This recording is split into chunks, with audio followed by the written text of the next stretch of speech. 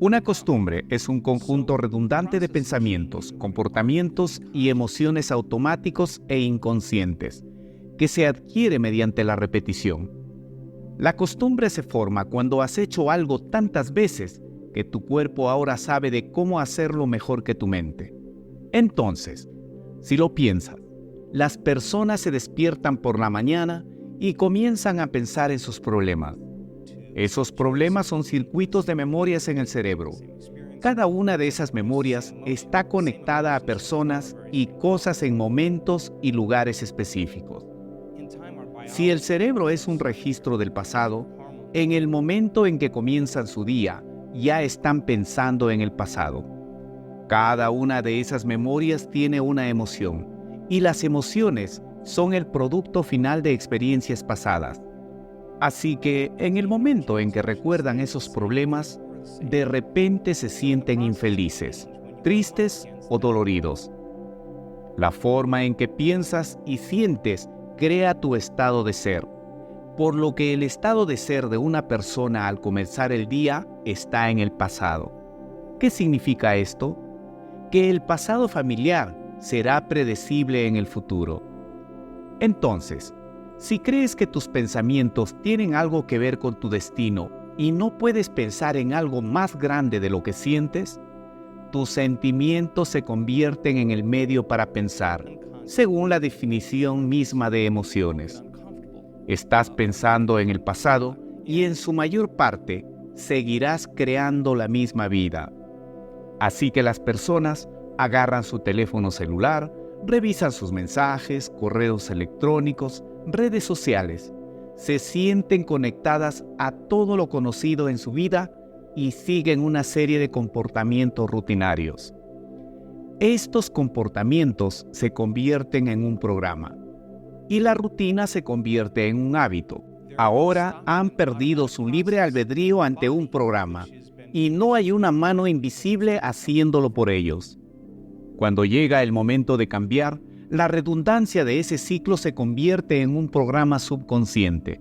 Entonces, el 95% de lo que somos a los 35 años es un conjunto memorizado de comportamientos, reacciones emocionales, hábitos inconscientes, actitudes cableadas, creencias y percepciones que funcionan como un programa de computadora. Entonces, ¿cómo empiezas a hacer esos cambios? Tienes que ir más allá de la mente analítica, porque lo que separa a la mente consciente de la mente subconsciente es la mente analítica. Es ahí donde entra la meditación, ya que puede enseñar a las personas a través de la práctica a cambiar sus ondas cerebrales y ralentizarlas. Cuando lo hacen correctamente, entran en el sistema operativo donde pueden comenzar a hacer cambios importantes. La mayoría de las personas esperan una crisis, trauma, enfermedad o diagnóstico para decidir cambiar. Mi mensaje es, ¿por qué esperar? Puedes aprender y cambiar en un estado de dolor y sufrimiento, o puedes aprender y cambiar en un estado de alegría e inspiración. Creo que lo interesante ahora es que la gente se está despertando. Donde encontré el mayor impacto es cuando se habla de trauma y cómo la gente experimenta un evento traumático, pero luego lo ensaya y cómo eso tiene un efecto dominó. ¿Por qué es tan difícil superar el trauma? Cuanto más fuerte sea la reacción emocional a una experiencia en tu vida, mayor será el coeficiente emocional. Cuanto más preste atención a la causa en el momento, el cerebro pondrá toda su atención en ella, creando una memoria. Las memorias a largo plazo se crean a partir de experiencias emocionales muy intensas. Entonces, la gente piensa neurobiológicamente dentro de la circuitería de esa experiencia y se siente químicamente dentro de los límites de esas emociones. Cuando tienes una reacción emocional a algo, si permites que esa reacción emocional dure horas o días, se llama estado de ánimo. Si mantienes esa reacción emocional durante semanas o meses, se llama temperamento. Si lo mantienes durante años, se convierte en un rasgo de personalidad. Aprender a acortar el periodo refractario de las reacciones emocionales es donde comienza el trabajo. Las emociones de supervivencia hacen que las personas recuerden constantemente eventos estresantes para estar preparadas si vuelve a ocurrir. La mayoría de las personas pasan el 70% de su vida en modo de supervivencia, anticipando constantemente el peor escenario basado en una experiencia pasada. Aprenden a seleccionar el peor resultado posible y lo abrazan emocionalmente con miedo, condicionándolo así a su cuerpo al miedo. Cuando llega el momento de cambiar, la parte más difícil no es tomar la misma decisión que tomaron antes por un tiempo. La parte más difícil del cambio es no hacer la misma elección. En el momento en que decides tomar una elección diferente, prepárate, porque va a sentirse incómodo. Lo más grande es que seguimos disparando y conectando esos circuitos, y se vuelven más arraigados. Así que tienes un pensamiento y luego se ejecuta el programa, pero es la emoción la que sigue al pensamiento. Si tienes un pensamiento temeroso, sentirás ansiedad. En el momento en que sientes ansiedad, tu cerebro verifica con tu cuerpo y dice, sí, estás bastante ansioso. Entonces comienzas a pensar en más pensamientos correspondientes a cómo te sientes. Mientras la redundancia de ese ciclo condicional al cuerpo a convertirse en la mente, así que cuando llega el momento de cambiar, la persona da un paso hacia ese río de cambio y toma una elección diferente, y de repente no se siente de la misma manera. Entonces, el cuerpo dice, bueno, has estado haciendo esto durante 35 años. ¿Vas a dejar de sentirte sufriendo? ¿Dejar de sentirte culpable? ¿Y dejar de sentirte avergonzado? No te quejarás, ni culparás, ni pondrás excusas, ni te compadecerás de ti mismo. El cuerpo está en lo desconocido. El cuerpo dice, quiero volver al territorio familiar. Así que el cuerpo comienza a influir en la mente y dice, empieza mañana. Es demasiado parecido a tu madre. Nunca cambiarás. Esto no va a funcionar para ti. No te siente bien. Si respondes a ese pensamiento como si fuera cierto, ese mismo pensamiento conducirá a la misma elección, que conducirá al mismo comportamiento, que creará la misma experiencia, que producirá la misma emoción. Quiero hablar sobre esa noción de que dame un poco más de detalle sobre lo que quieres decir con el cuerpo se convierte en la mente o la mente inconsciente. ¿Qué quieres decir exactamente con eso? Bueno, esas son dos cosas diferentes. Tu cuerpo es tu mente inconsciente en cierto sentido. Si estás sentado y comienzas a pensar en algún escenario futuro catastrófico que estás imaginando en tu mente y comienzas a sentir la emoción de ese evento, tu cuerpo no sabe la diferencia entre el evento que está ocurriendo en tu mundo y lo que estás creando por emoción o solo pensamiento. La mayoría de las personas están constantemente reafirmando sus estados emocionales. Así que cuando llega el momento de abandonar esa emoción, pueden decir, realmente quiero hacerlo, pero en realidad el cuerpo es más fuerte que la mente porque ha sido condicionado de esa manera. El sirviente ahora se ha convertido en el amo, y de repente, una vez que la persona entra en lo desconocido, preferirían sentirse culpables y sufrir porque al menos pueden predecirlo. Estar en lo desconocido es un lugar aterrador para la mayoría de las personas, porque lo desconocido es incierto. Las personas dicen, bueno, no puedo prever mi futuro, estoy en lo desconocido. Y siempre digo que la mejor manera de prever tu futuro es crearlo, no desde lo conocido, sino desde lo desconocido. ¿Qué pensamientos quieres disparar y conectar en tu cerebro? ¿Qué comportamientos quieres demostrar? En un día, el acto de ensayar mentalmente, cerrar los ojos y ensayar la acción, están ensayando la reacción de lo que quieren. Si estás verdaderamente presente, el cerebro no sabe la diferencia entre lo que estás imaginando y lo que estás experimentando en el mundo tridimensional.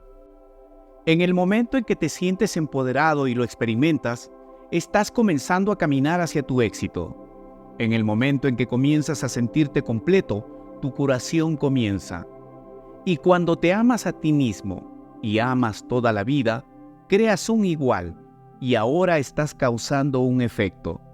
Y creo que esa es la diferencia entre vivir como una víctima en su mundo y decir, soy así por esta persona, o esa cosa, o esta experiencia. Me hicieron pensar y sentir de esta manera. Cuando inviertes eso, te conviertes en un creador de tu mundo y comienzas a decir, mi pensamiento y mi sentimiento están cambiando un resultado en mi vida. Y eso es un juego completamente diferente y empezamos a creer más que somos creadores de la realidad. Entonces, ¿cómo pasamos de estar bien? Tengo esta emoción negativa que controla mi vida. Me tiene en este ciclo de pensar en esta emoción que desencadena una reacción química que entrena a mi cuerpo a sentir de esa manera, lo que hace que sea más fácil y más probable que lo haga de nuevo y así sucesivamente. Ahora estoy en una especie de situación complicada sin darme cuenta, y es algo que no estoy consciente de ello. Dijiste, ¿el pensamiento hace que tu entorno sea como es? ¿O tu entorno hace que pienses de cierta manera?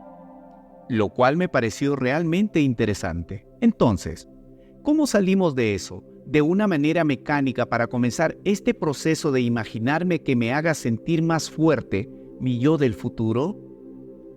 La meditación es una manera de hacerlo. ¿Cómo se ve eso si no está siendo definido por una idea del futuro? Entonces, si te quedas con los recuerdos viejos del pasado, serás fácil de prever en tu vida. Y si te despiertas por la mañana y no te estás definiendo por una visión del futuro, ves a las mismas personas, vas a los mismos lugares y haces exactamente lo mismo en el mismo momento. Ya no es tu personalidad que está creando tu realidad personal. Ahora tu realidad personal está afectando o creando tu personalidad. Tu entorno realmente está controlando cómo piensas y sientes sin que te des cuenta, porque cada persona, todo, cada lugar de la experiencia tiene una red neurológica en tu cerebro. Cada experiencia que tienes con cada persona produce una emoción. Algunas personas usarán a su jefe para reafirmar su adicción al juicio. Usarán a su enemigo para reafirmar su adicción al odio. Usarán a sus amigos para reafirmar al sufrimiento. Ahora necesitan el mundo exterior para sentir algo. Entonces, para cambiar, debes ser más grande que tu entorno, ser más grande que las condiciones en tu mundo, y el entorno es seductor. Entonces, ¿por qué la meditación es la herramienta? Bueno, siéntate, cierra los ojos, desconéctate de tu entorno externo. Si ves menos cosas, hay menos estimulación llegando a tu cerebro. Si escuchas música suave o tienes tapones para los oídos, hay menos información sensorial llegando a tu cerebro. Te estás desconectando de tu entorno. Si puedes sentar tu cuerpo y decirle que se quede quieto como un animal, quédate aquí, te alimentaré cuando hayamos terminado, puedes levantarte y revisar tus correos electrónicos, hacer todos tus mensajes. Pero ahora vas a sentarte y obedecerme. Cuando lo haces correctamente y no estás comiendo nada, oliendo nada, ni saboreando nada, no estás experimentando ni sintiendo nada. Tendrías que estar de acuerdo conmigo en que estás siendo definido por un pensamiento. Cuando el cuerpo quiere volver a su pasado emocional y eres consciente de que tu atención está en esa emoción, y donde pones tu atención es donde pones tu energía, estás drenando tu energía del momento presente al pasado. Y eres consciente de eso y tranquilizas tu cuerpo de nuevo en el momento presente. Le estás diciendo al cuerpo que ya no es la mente, que tú eres la mente, y ahora tu voluntad está siendo mayor que el programa.